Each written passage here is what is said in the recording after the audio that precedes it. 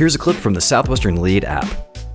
5 days into the race, Martin got blistering, you can see on the heel there, and it got infected with septicemia. Martin had to pull out the race. Halfway through, he couldn't go any further, which left just Miles and me on our own. And they turned around to us and they said, you can't win the race because you're not a team of 3 anymore, but you can carry on if you want to. I've been training with Martin, he's one of my best friends, and we've been training for a year.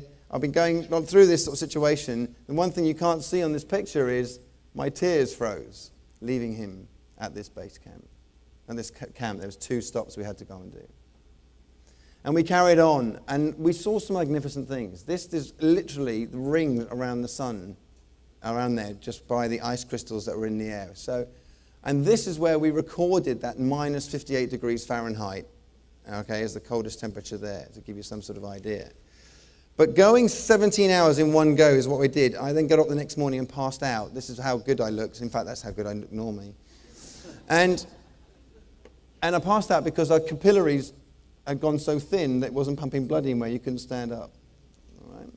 So we had to take some rest, and then we carried on with the race, basically, and then we had more rubble. And the rubble was getting really to us all the whole time. And as we're going through some of the rubble, what was incredible is that then the ski snapped.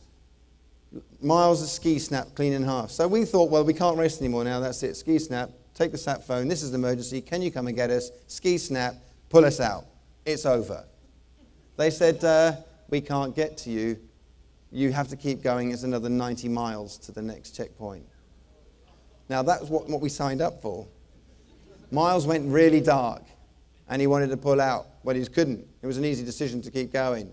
So I had to give him my ski, so that we had to take it in turns to walk through thick snow and ski one of us and take it easy. So it started getting a little bit challenging. The other thing is we also started to see things. I don't know if you can see a very large ice mouse eating a piece of cheese in this picture.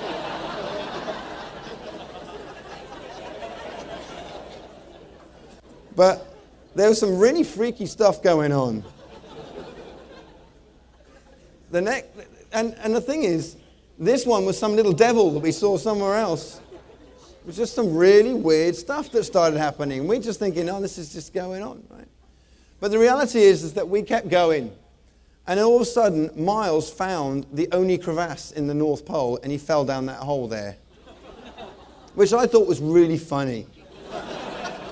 He didn't have the same sense of humor at this period of time, okay? But you can see there, the snow's filled it in, but he fell down that hole. And you can see actually just behind there, there's a line, there's a fault line. Now, apparently there isn't any of this sort of stuff there. But eventually, we got to the magnetic North Pole and crossed the finishing line. 23 hours ahead of the next team that won.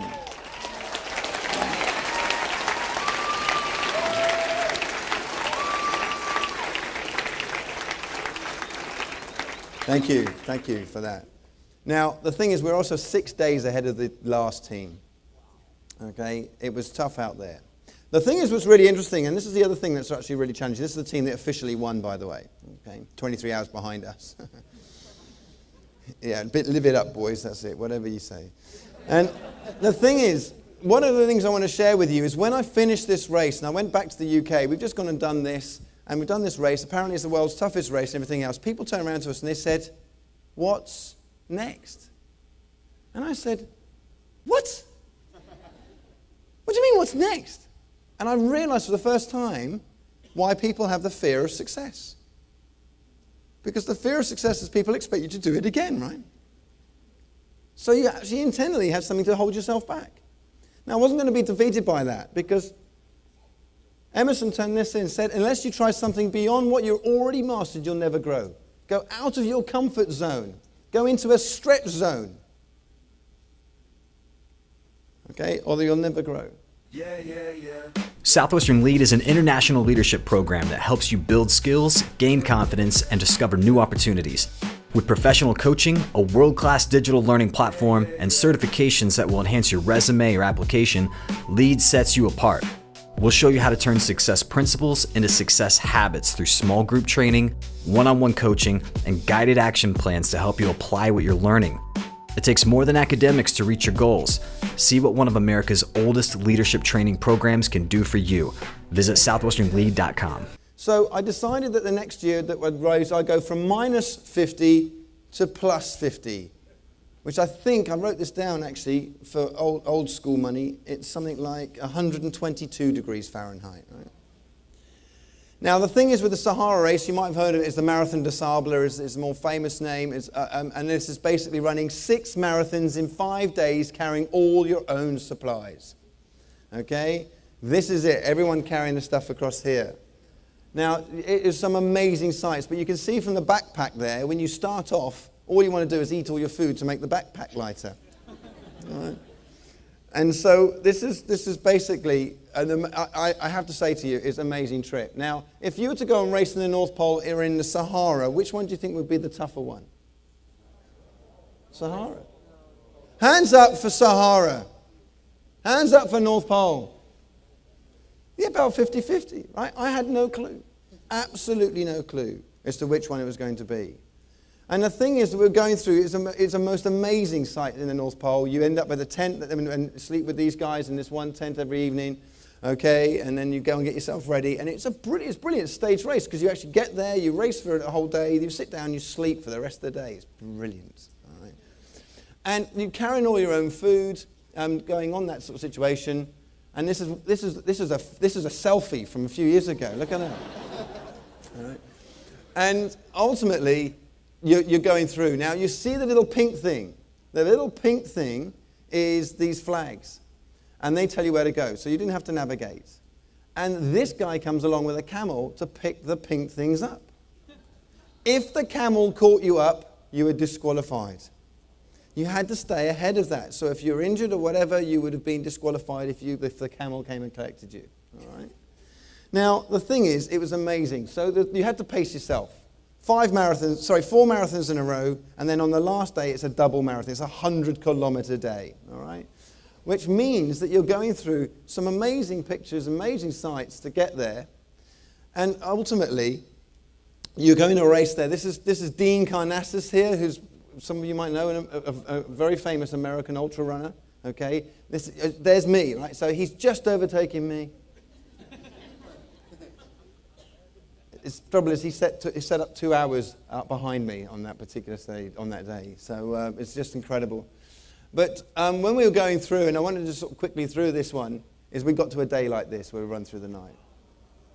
And so you're running 100 kilometers, of which during the night this is it. And this is just really captures the stars and everything else because there's no light pollution in the middle of the Sahara Desert, right?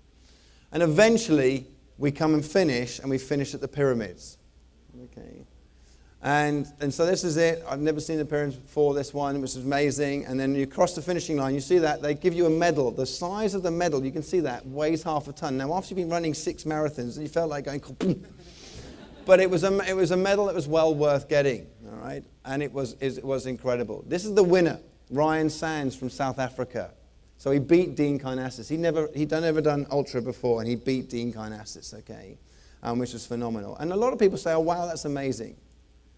I tell you what's amazing is this is amazing. This lady is from Japan. You can see she doesn't even come up to my chest. That's a widget, right? Her backpack is bigger than her torso.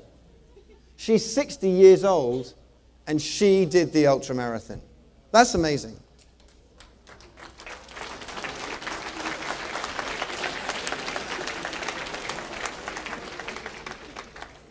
What I did isn't amazing. What she does is amazing, right? This man is amazing. This is Bob from England. He did the ultramarathon. He's 73 years old when we did this. Okay? Gorgeous guy. Fantastic. That's amazing. This is amazing.